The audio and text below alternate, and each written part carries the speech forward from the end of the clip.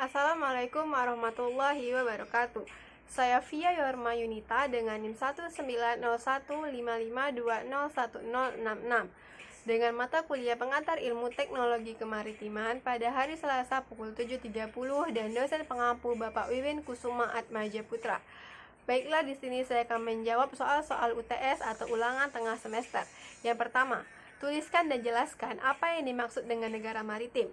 Menurut pendapat saudara, jelaskan apakah konsep negara maritim bisa diterapkan di Indonesia saat ini, sebagaimana program pemerintah sekarang. Jawabannya, negara maritim adalah negara yang memiliki luas lautan lebih besar dibandingkan daratan.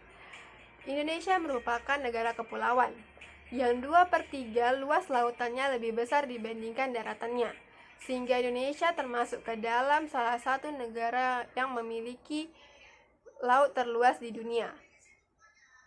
Konsep negara maritim bisa diterapkan di Indonesia, karena salah satu program Indonesia saat ini adalah menjadikan Indonesia sebagai poros maritim dunia.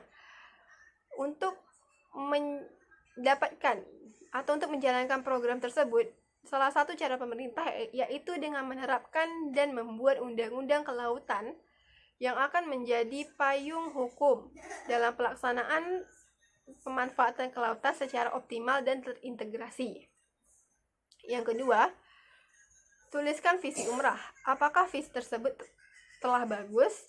Menurut saudara sebagai mahasiswa teknik, apa peran saudara dalam mendukung visi tersebut? Visi umrah adalah menjadi pusat unggulan di bidang riset dan budaya Melayu yang berdaya saing internasional pada tahun 2040. Sebagai mahasiswa teknik, peran yang dapat saya berikan terhadap visi umrah yaitu memberikan suatu gagasan, pemikiran, penelitian, bahkan aplikasi atau alat yang bisa bermanfaat untuk nelayan. Salah satunya adalah membuat suatu aplikasi di mana aplikasi itu berisi tentang penjualan dan pembelian ikan yang bisa dimanfaatkan oleh nelayan, sehingga nelayan tidak perlu menjual ikan terlebih dahulu kepada penampung ikan yang harganya lebih rendah, dan pendapatan ekonomi nelayan bisa lebih tinggi. Yang ketiga, tuliskan dan jelaskan dengan ringkas fase perkembangan sejarah kemaritiman di Indonesia pasca kemerdekaan hingga saat ini. Jawabannya adalah fase perkembangan kemaritiman di Indonesia pasca kemerdekaan itu ada 3, yaitu fase Orde Baru, fase Orde Lama, yang kedua fase Orde Baru, dan fase reformasi hingga sekarang. Pada fase Orde Lama, Presiden Soekarno mengeluarkan deklarasi Juanda, di mana deklarasi ini memberikan wilayah Indonesia menjadi lebih luas yang sebelumnya wilayah laut tersebut merupakan lautan lepas, tapi dengan dikeluarkannya deklarasi Juanda, wilayah laut tersebut merupakan bagian dari wilayah Indonesia. Yang kedua, fase Orde Baru. Pada fase Orde Baru ini ditandatanganinya perjanjian internasional, yaitu perjanjian UNCLOS pada tahun 1982, dan pada rencana pembangunan 5 tahun yang kelima itu pembangunan kelautan dimasukkan ke dalam garis-garis besar haluan negara atau GBHN.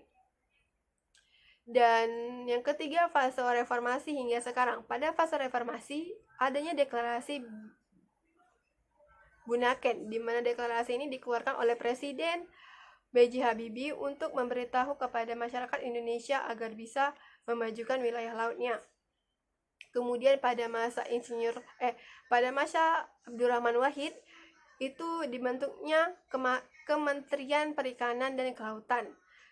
Dan pada masa Megawati itu adanya seruan Sunda Kelapa, di mana seruan ini mengajak para masyarakat dan para bangsa Indonesia untuk memajukan wilayah kemaritiman atau kelautan milik Indonesia. Dan pada masa Jokowi ini terdapat program Nawacita, di mana program ini diharapkan bisa mengembalikan masa kejayaan kemaritiman milik Indonesia.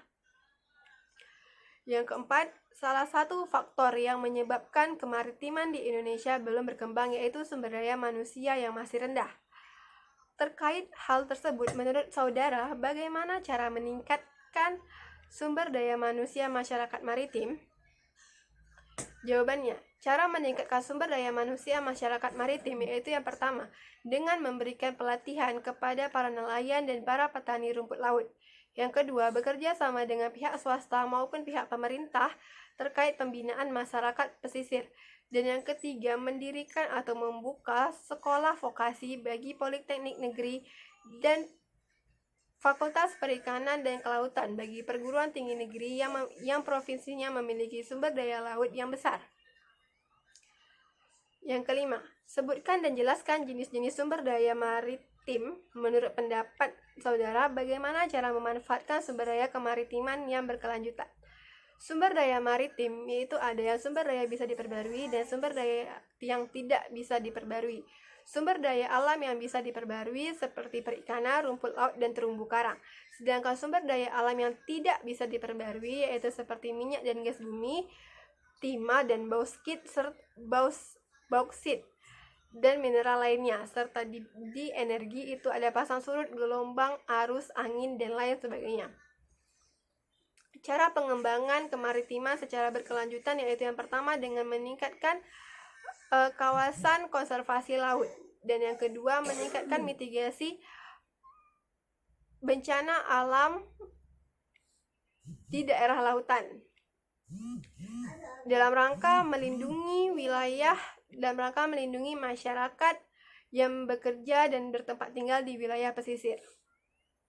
Yang keenam, menurut pendapat Anda, bagaimana cara memanfaatkan potensi sumber daya maritim dengan mengembangkan potensi ekonomi maritim? Berikan contoh pengembangan potensi ekonomi maritim. Untuk meningkatkan potensi kemaritiman Indonesia diperlukan peningkatan kegiatan perekonomian dan memperbaiki kerusakan ekosistem dan populasi.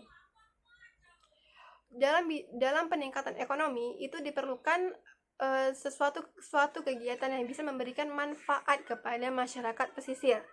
Salah satu contohnya yaitu mendirikan budidaya ikan di dalam keramba, di mana dengan budidaya ini perekonomian para nelayan bisa menjadi lebih baik lagi dan meningkat, serta tidak merusak wilayah laut dengan penangkapan yang berlebihan. Sekian jawaban yang dapat saya berikan, terlebih dan terkurang saya mohon maaf. Wassalamualaikum warahmatullahi wabarakatuh.